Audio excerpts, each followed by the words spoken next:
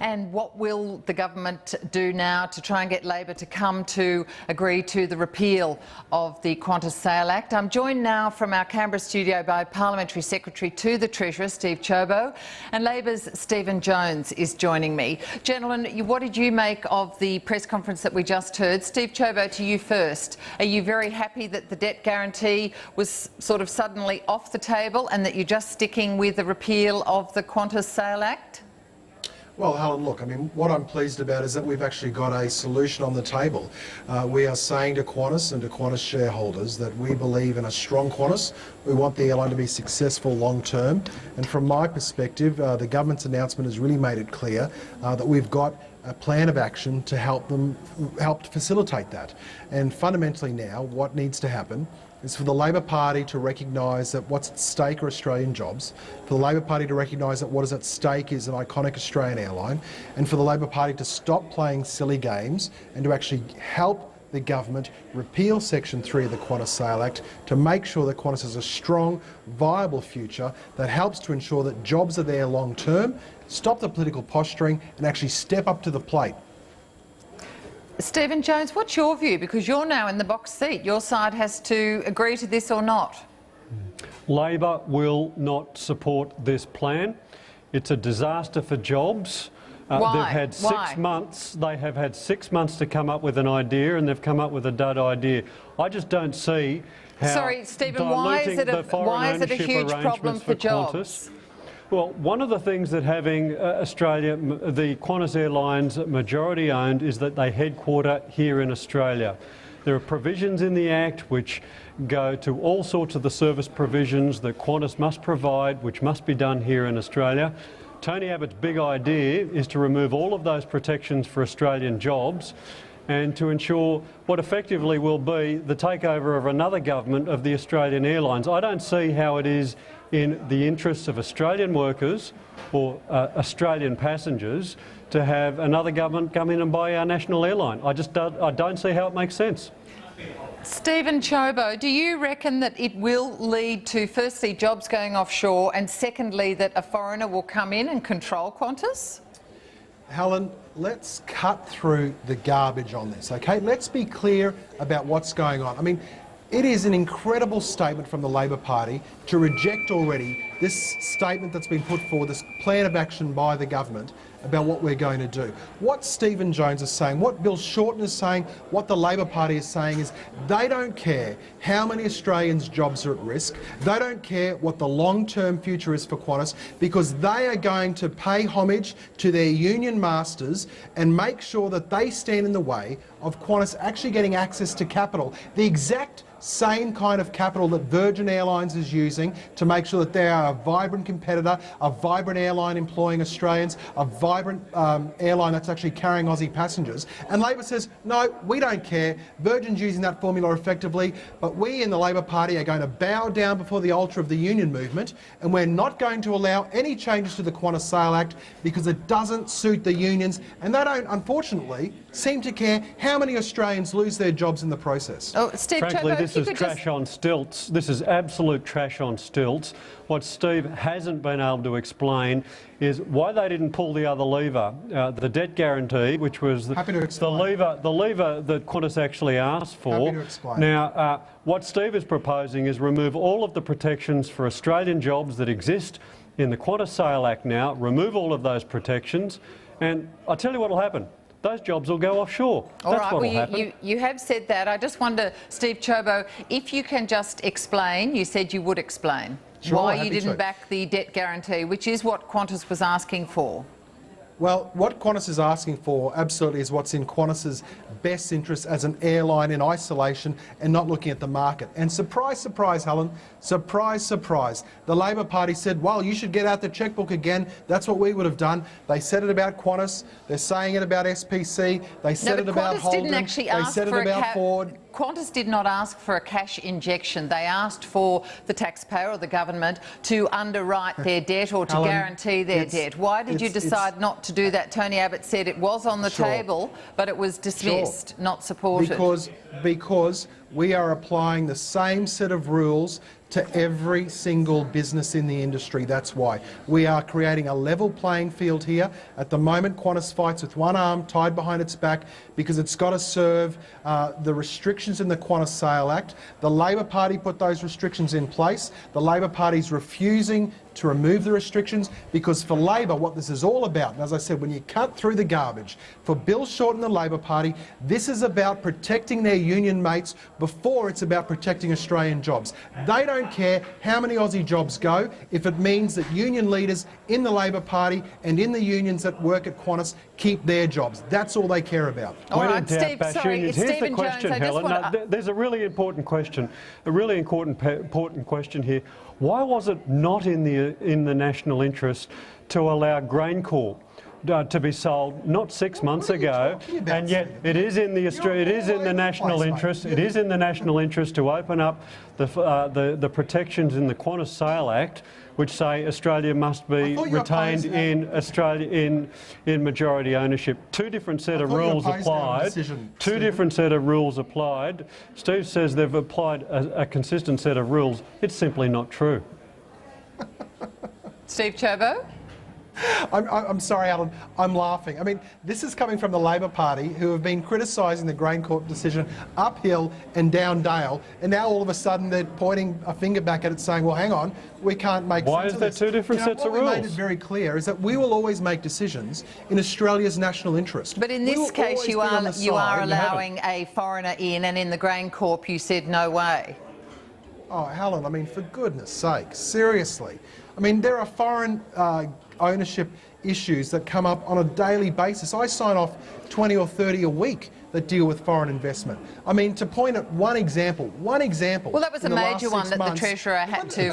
But look, Steve Ciobo, if I could just ask you, can you just clear up about this repeal of Part 3 of the Sale Act? What will happen to that 49% total foreign ownership benchmark, where the restriction is now? Sure, well, that's in Part 3 and that will go. But importantly, Helen, under the Air Navigation Act, there'll still be a requirement for it to be an Australian airline. And what does that actually mean? Because it was hard to decipher what the Prime Minister, how he answered that. He wasn't very specific about what that means, being Australian-owned. Sure, look, I mean, I only saw the press conference the same as you did a short while ago, and I'm not in Cabinet, so I wasn't part of the deliberations. But my understanding at this very preliminary stage of the evening is that the consequence of the decision is that we will see the Part 3 49% cap go, but the requirements under the Air Navigation Act for an airline to be majority Australian with respect to international operations will stay. So in effect, that will still require 51% ownership for international operations. All right, that's if it stays as the domestic and international together.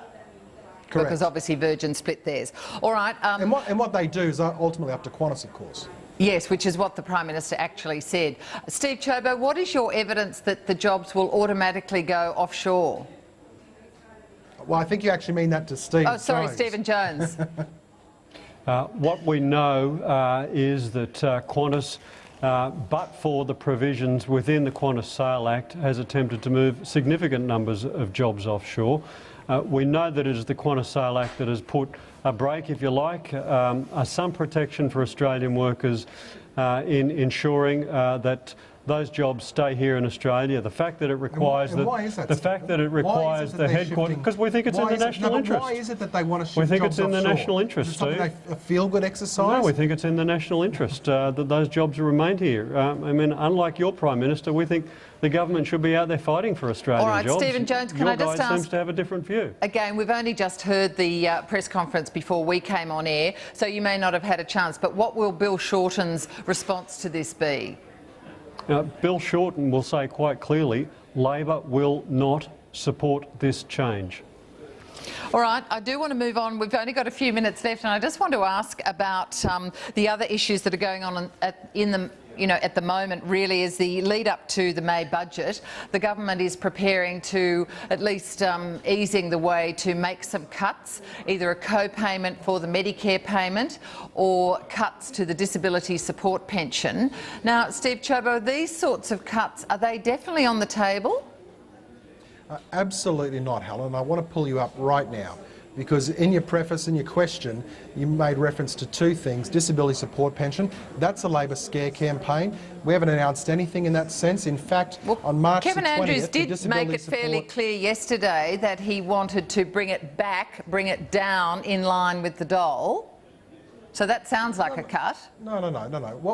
On March the 20th, the disability support pension is actually going to increase. I mean, we're getting an increase in disability support pension. I think. Yeah, but that's the normal annual one. That's the normal annual one. What about the separate? Okay, the flagged cuts that, or at least streamlining that Kevin Andrews talked about yesterday?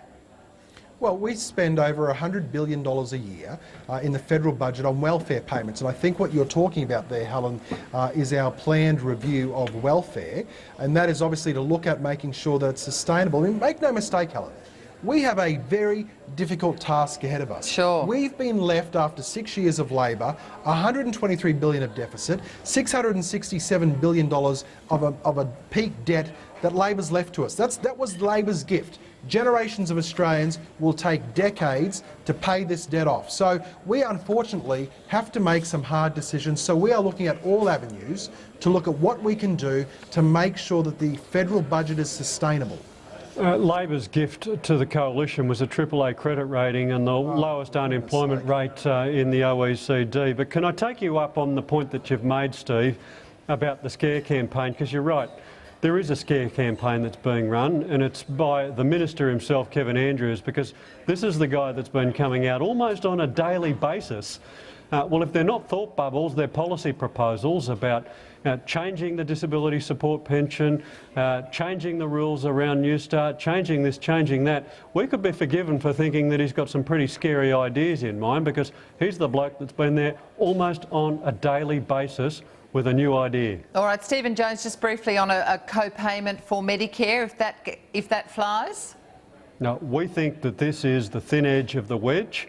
Medicare is celebrating its 30th year this year, 30th birthday. We hope it has its 35th birthday, but we're very concerned that what the coalition is trying to do is a backdoor way of basically diluting and doing away with Medicare, because we see the co-payment as just the thin edge of the wedge. That's what they have in mind. Steve Ciobo, is it? Because, I mean, in a sense, it's not going to greatly add to the growing costs of Medicare, but you would argue, obviously, that it's, you know, why shouldn't people who can afford to pay a bit contribute something like $6 every GP visit? Well, I'd make 2 points, Helen. The first is that we're talking about speculation that's in the media.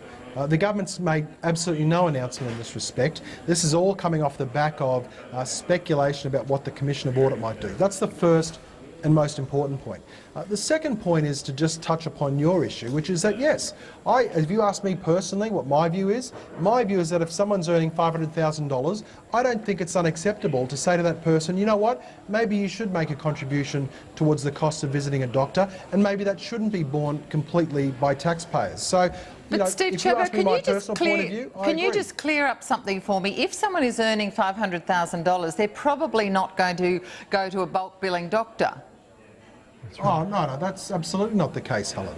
I mean, there are a lot of people who go to doctors who bulk bill. There's a lot of people who go to doctors where they make a small payment already, but you've still got the bulk of the visit that's actually charged back to taxpayers. So the reality is there are lots of examples. And, you know, Helen, as I said, let's not lose sight of the fact that this is media speculation. I know it's in the Labor's interest to be out there whipping it up into a frenzy, and it's the death of Medicare, and Steve's hyperventilating as he says, well, you know, we hope Medicare makes it to age 35. They've made it to 30, but they mightn't make it to 35. I mean, you know, look, I'll worry about all of this when we actually announce plans, and at this point in time, I'm not going to buy into silliness from the Labor Party as they run around the country telling everyone the sky's falling in, when in reality what we're trying to do is deal with the whopping mess that Labor left behind, where once again, true to form, Labor just keeps saying spend more money, spend more money, spend more money. All right, gentlemen. Reply, Helen. If it is speculation, it's speculation led by Steve here, who just said he thinks it's a good idea. He's a front bencher, and Peter Dutton, the Health Minister, who also said he thinks it's a good idea. Speculation, smoke, fire. Gentlemen, we do have to call it quits there. Steve Ciobo and Stephen Jones, thank you so much for joining me.